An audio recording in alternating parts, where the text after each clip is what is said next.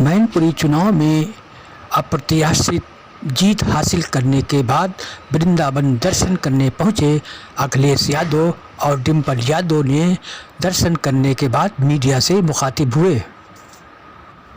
आइए सुनते क्या कहा अखिलेश और डिम्पल ने। आपने बम्पर जीत हुई। जी हाँ, हम बिहारी जी का ब्लेसिंग लेने आए हैं, आशीर्वाद लेने आए हैं और मैं बहुत ही हृदय से धन्यवाद दूंगी अपने क्षेत्र के सभी लोगों का जिन्होंने मुझ पे विश्वास दिखाया है और जिन्होंने नेताजी के सम्मान में इतनी बड़ी जीत समाजवादी पार्टी को दिलाई है। नेताजी की सीट आपने बरकरार रखी है। नेताजी की सीट में मैनपुरी से जीते उनके करेंगे क्या? लगभग 1.5 साल का वक्त लगेगा और हम कोशिश करेंगे कि हम अपने और जो राज्यसभा मेंबर्स हैं उनकी निधि भी मैनपुरी में लगा सकें और पूरी कोशिश रहेगी कि जो भी काम हैं उनका एक मैप बना के उन पे काम किया जाए। Thank you. और बम्पर जीत के बाद दर्शन मैं पहले भी करने आया था चुनाव से पहले और वृंदावन पहली बार नया आया हूँ। मैं बचपन से लगातार अनगिनत बार मैं आ चुका हूँ। जब पहले आता था कोई पहचान नहीं थी, अब पहचान है तो गिनती होती है और इस धरती से न केवल हम लोगों का लगाव है बल्कि आम लोगों का लगाव रहा है। दुनिया के ये भगवान श्री कृष्ण को मानने वाले, पूजने वाले, उनके रास्ते पे चलने वाले लोग दुनिया में दिखाई देते हैं और इसका फैलाव किसी धर्म जात ने नहीं रोक पाया। ये फैलते चला गया भक्ति और दुनिया के हर कोने में पहुंची है। मैं हमेशा जब मुझे समय मिलता है तो मैं वृंदावन आता हूँ और यहाँ पर दर्शन करने जरूर मंदिर पहुँचता हूँ। मैं कभी मांगता नहीं हूँ और मांगने जाता भी तो भूल जाता हूँ पहले से जो तैयारी होती है उसकी। मैं यही मांग करता हूँ कि लोग खुश हों और जिस तरीके से दुनिया तरक्की की है, जिस तरीके से दुनिया में बहुत सारे देश हैं जहाँ आम लोगों का जीवन बदला है, जहाँ शिक्षा, स्वास्थ्य, सड़क, बिजली, पानी या जो लोगों की जो नई पीढ़ी है उनके जो सपने होते हैं वो पूरे हों। मैं तो क्योंकि राजनीति में हूँ तो यही मांग कर सकता हूँ कि आम लोगों के सपने पूरे हों और ये कह सकता हूँ इस पवित्र धरती पे बैठ कर के भारतीय जनता पार्टी का जो रास्ता है वो रास्ता लोगों के सपने नहीं पूरे करता, वो सपनों को तोड़ता है। अभी कोई बाजार नहीं बचा होगा जहाँ व्यापारी के यहाँ छापा ना पड़ रहा हो जीएसटी का।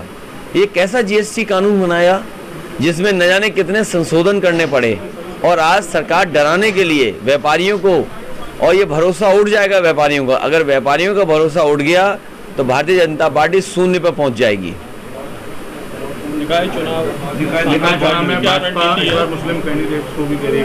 देखिए, भाजपा नफरत फैलाने वाली पार्टी है। इस धरती ने तो प्रेम और प्रेम का संदेश दिया है। इस धरती का संदेश तो यही है और प्रभु श्री कृष्ण जी का यही संदेश रहा, लोग जोड़ें, आपस में मिलके रहें, मिलजुल की संस्कृति हो, भाईचारे की संस्कृति हो, एक दूसरे का हम सम्मान करें। लेकिन भारतीय जनता पार्टी का रास्ता अलग है। वो नफरत करके राजनीति करना चाहते हैं, वो लोगों को लड़ा के राजनीति करना चाहते हैं, वो कुछ लोगों को अमीर बनाना चाहते हैं और सबको गरीब बनाना चाहते हैं। जिस समय इन्हें वोट चाहिए था चना दे रहे थे, रिफाइंड तेल दे रहे थे, नमक दे रहे थे, गेहूं दे रहे थे। वोट मिल गया, सब साफ कर दिया इन्होंने। जिन्होंने सपना दिखाया था नौजवानों को हम नौकरी रोजगार देंगे, आज नौजवान भटक रहा है नौकरी रोजगार के लिए और उसका आपने नाराज़गी देखी। अभी मैनपुरी में नाराज़गी देखी और आपने खतौली में नाराज़गी देखी।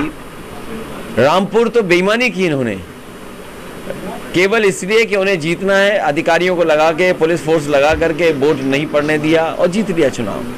तो ये समय आता है, खराब लोग हमेशा रहे धरती पर और उनका अंत होता ही होता है। कह रही हैं कि रामपुर और मैनपुरी में देखिए, मायावती जी क्या कह रही है मैं उस पर कुछ नहीं कहना चाहता हूँ। लेकिन बहुजन समाज पार्टी को सब लोग समझते हैं बाबा साहब भीमराव अम्बेडकर जी का जो सपना था, मान्यवर काशीराम जी का जो रास्ता था, उस रास्ते से बहुजन समाज पार्टी भटक गई है।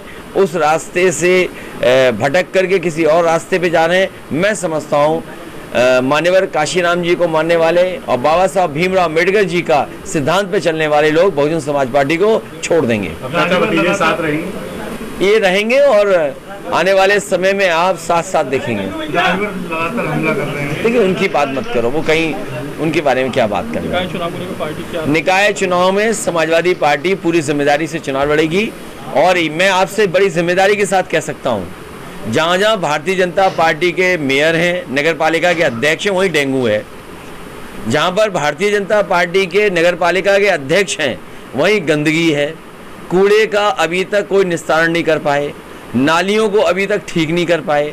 जो सरकार नाली न ठीक कर पाए, कूड़ा का इंतज़ाम न कर पाए, और तब जब हमसे आपसे स्वच्छ भारत के नाम पर सेस लेकर के कूड़े का इंतज़ाम के लिए पैसा लिया, यही यमुना नदी साफ़ होनी चाहिए थी।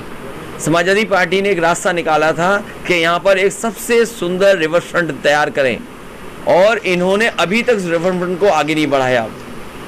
तो ये जो गंदगी है, कूड़ा है, ये बड़ी समस्या है जो भारतीय जनता पार्टी इसको सुधार नहीं सकती।